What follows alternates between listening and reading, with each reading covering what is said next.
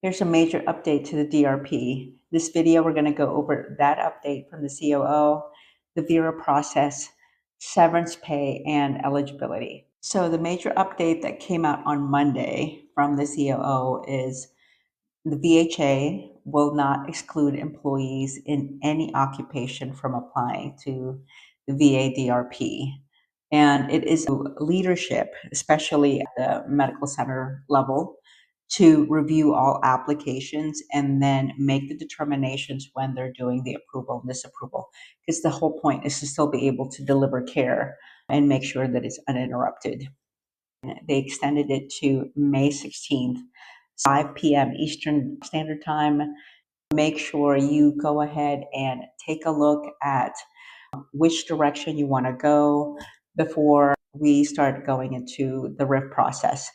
In the memorandum, he mentioned that supervisors and co-workers of employees who have limited access to government computers to go ahead and submit the application on their behalf. Now, for those that are interested in applying for the VERA standalone, and I went over the portal the other day. It is a national portal. You can either do the VERA only request or the VERA and DRP. The look is similar to the DRP portal.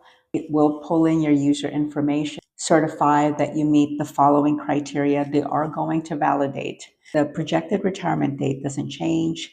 And then select your administrative staff office, the VISN that you work for or district, and then your program office.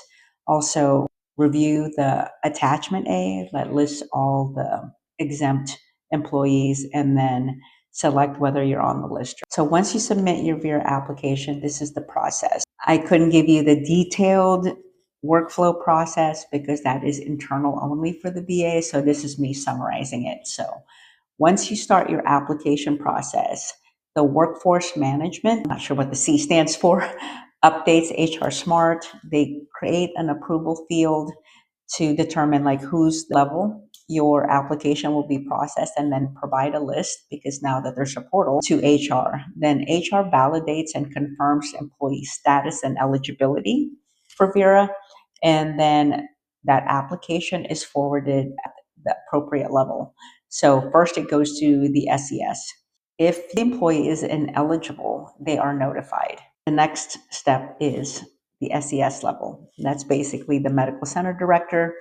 They review and approve, and then also determines if it needs to go up to the VA COO approval level.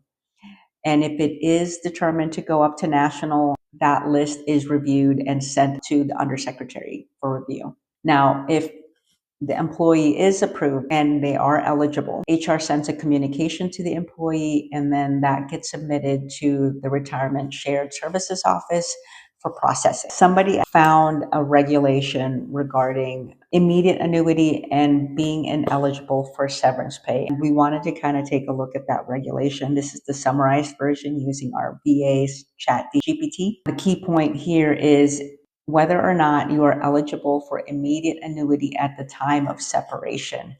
Under the MRA plus 10 rules, if you are eligible to retire but choose to delay your annuity to avoid reduction, you're still considered eligible for retirement. So what does that mean? Basically, MRA plus 10, you can elect to receive annuity immediately, but there's a reduction of 5% per year for each year you're under 62. So it's kind of a catch-22. You can retire, but it'll be less. And then if you decide to delay, you're still eligible for immediate retirement, even at that reduction. So you're not eligible for severance pay. And what does that mean? If you are subject to a RIF and you're eligible for retirement under this rule, you may not receive severance pay because of that eligibility for immediate annuity.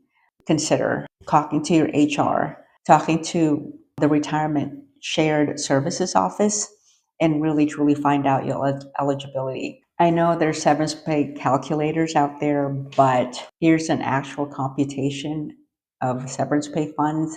I would suggest you take a look at it. It's also very complicated. What you'll need definitely is your base pay.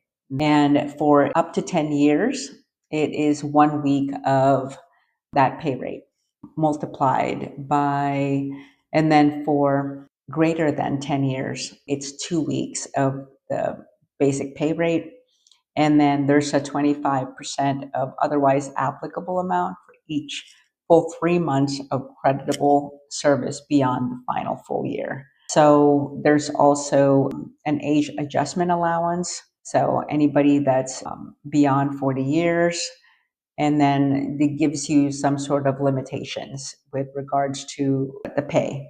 Find out what your agency is going to approve. This has been mentioned a few times in the VHA hotline conference call. The cap is 25,000 for our agency. Think about taxes, so that's going to be reduced. And if you know anybody that needs this information, please share. I do appreciate the likes and the comments. If there's any issues with video, audio, please let me know. I want to make this better for you. And then suggest any other information, any questions that you want answered in the comments. If this was helpful, please click like, share, help others, and subscribe. I'll continue to share any updates as soon as I get them or as soon as I'm able. Thank you.